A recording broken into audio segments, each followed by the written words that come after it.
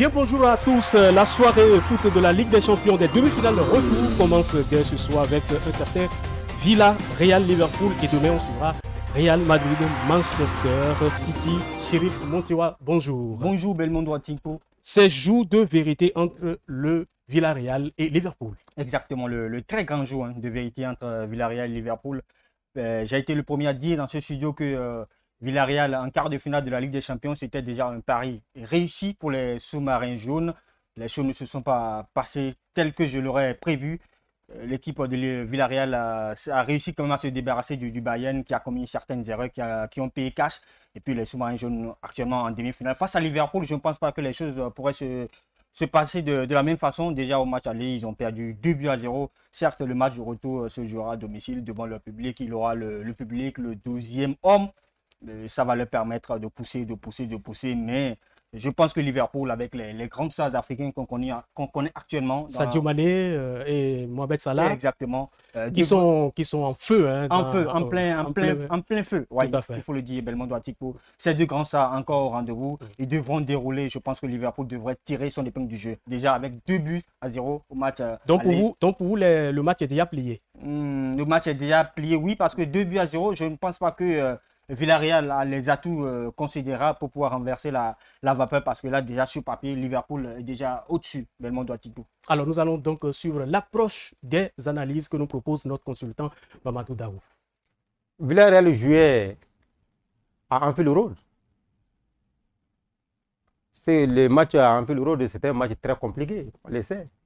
N'importe quel club, quand tu arrives à Anfield Road, le match, ce n'est pas facile.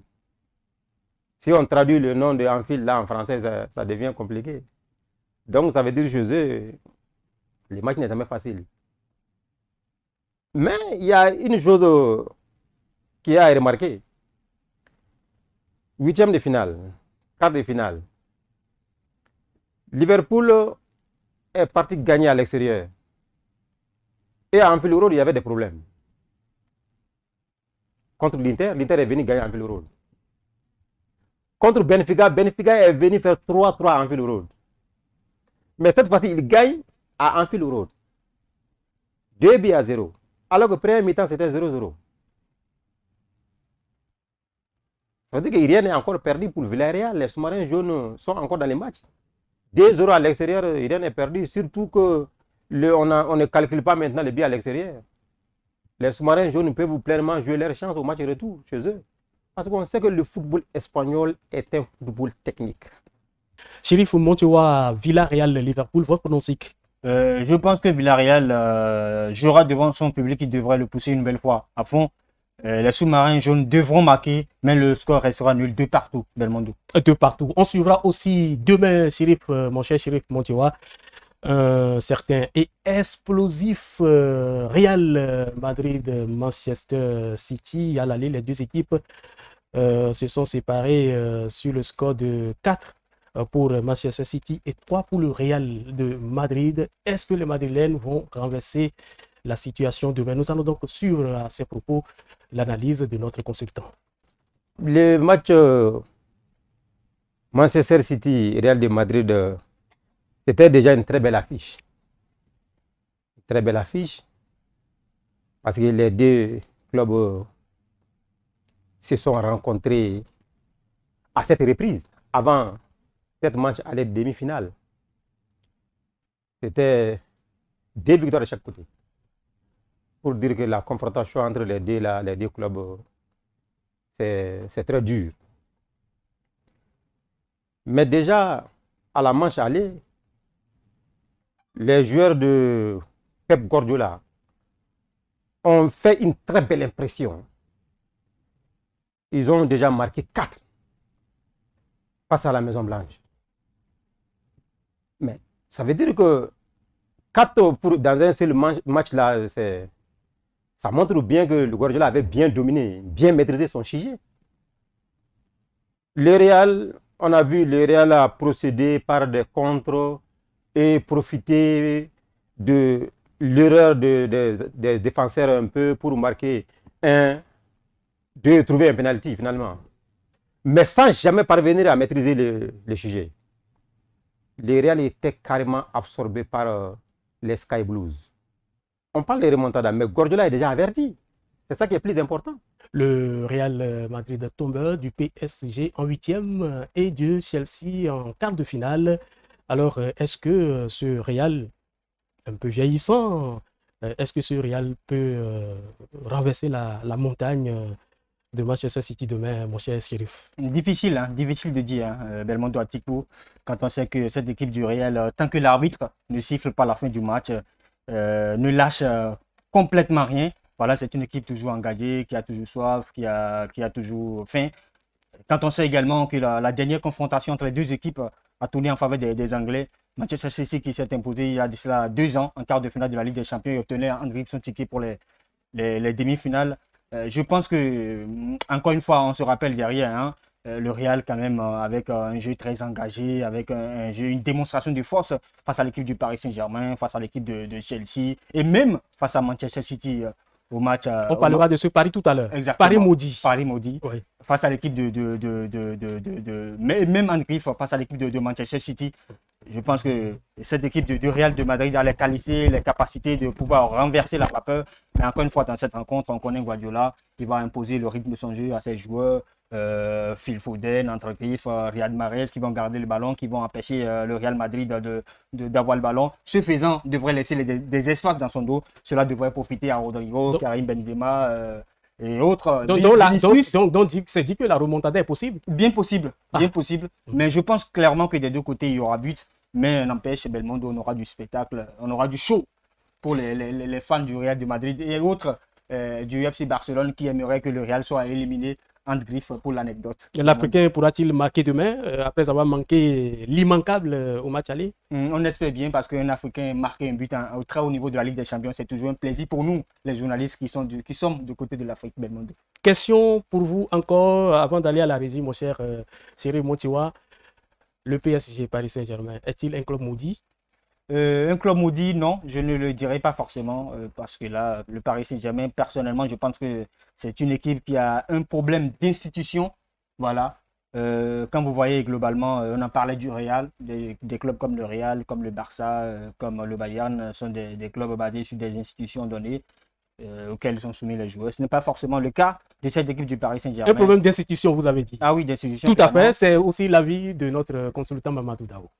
Le PSG, champion à 10 reprises dans les championnats français. Ça montre une certaine domination et une domination certaine du PSG sur les championnats français. Mais en Ligue des Champions, le PSG ne parvient pas à s'imposer. Parce que on peut lier ça à la politique sportive du Paris Saint-Germain. Le Paris Saint-Germain a tout pratiquement. Un président qui a beaucoup d'argent, un directeur technique qui a un palmarès impressionnant, des footballeurs qui sont là, des footballeurs, quand on regarde sur papier, qui ont de très grandes valeurs. Mais avec tout ça, le Paris Saint-Germain ne parvient pas à maîtriser carrément son sujet en Ligue des Champions, dû à la politique sportive. Mais on sait que, est-ce qu'il n'y a pas un peu une certaine immixtion dans le rôle d'autres personnes? Paris Saint-Germain, mauvais élève de la classe du foot européen. Je ne suis pas trop sévère, mon cher Chérif Montiwa. Est-ce que ce Paris d'hier, est-ce que ce Paris d'aujourd'hui pourra un jour soulever ce géant trophée de la Ligue des Champions? Première des choses, il va falloir garder Kylian Mbappé. On sait qu'actuellement, les dirigeants qataris sont en pleine discussion pour pouvoir refaire signer le chouchou. On lui a même remis un cachet vierge. C'est à lui-même de proposer le salaire qu'il va prendre. Il continue de réfléchir. Hein. La réflexion continue. Le duel diplomatique continue avec le Real Madrid. Jusqu'à l'instant où nous parlons, le génie français n'a encore rien décidé. mais tout se jouera autour du jeune garçon parce que pour moi, Messi, c'est déjà trop vieux. Messi qui n'a plus rien à prouver. Personnellement, je pense du côté du Paris Saint-Germain. Neymar, pour moi, déjà trentenaire. Il était annoncé en tant que la grande star qui devrait permettre au Paris Saint-Germain de remporter le trophée de la Ligue des Champions. Derrière, le monsieur abandonne le club pour aller faire le show du côté du Brésil. Bref, tellement de choses à régler du côté de cette équipe du Paris Saint-Germain qu'on se demande si un jour, cette équipe, elle pourra remporter la Ligue des Champions. Même le président, en griffe, Emmanuel Macron, pour l'aspect politique, a été intervenu pour demander au chouchou. Et l'ancien président de la République aussi, Nicolas Sarkozy. Ah oui, quand on sait que c'est lui quand même qui aura managé pour que les Qataris... Sous les Qataris. Voilà, les Qataris prennent ce club du Paris Saint-Germain qui a aujourd'hui une très grande équipe, même si sur la chaîne européenne, il y a encore beaucoup de choses à corriger. Je pense clairement que là, tous devraient tourner autour de dialogue, de cette diplomatie entre Belmondo et Atipo qui devrait permettre aux jeunes chouchous du public français, Kylian Mbappé, de signer. S'il signe, le Paris Saint-Germain aura une chance de remporter la Ligue des Champions. Vous êtes pour qu'il parte ou vous êtes pour qu'il reste? Ah oui, vous demandez mon avis. Moi, je suis parisien. Votre avis personnel. Je suis parisien, je n'ai jamais été barcelonais. Ah, attends, moi, je ne savais pas. Je n'ai jamais été madeleine. Oh, je ne savais pas. Depuis des années, j'ai toujours été parisien. Vous avez levé du voile sur un de vos secrets. Vous le dites bellement, mais je prie bien sûr pour qu'il signe parce que là. Mais notre réalisateur du jour, lui, il est moins parisien que vous. C'est bien possible, hein. Connaissant Vital Amoussou. Vital Amoussou dans le griffe. Que nous saluons d'ailleurs au passage pour la dextérité, la qualité du travail qu'il a bas. Ah, il est très fort, hein, griffe, pour ne pas lui faire de la publicité. Absolument. Voilà. Donc, Chéri Montioa, un dernier mot pour boucler cette émission. Je prendrai du plaisir à suivre ce match. Liverpool-Villarreal. Encore une fois, je pense que les Africains devraient fournir un effort considérable pour faire passer cette équipe de Liverpool qui, pour moi, a déjà pris une très belle option au match aller.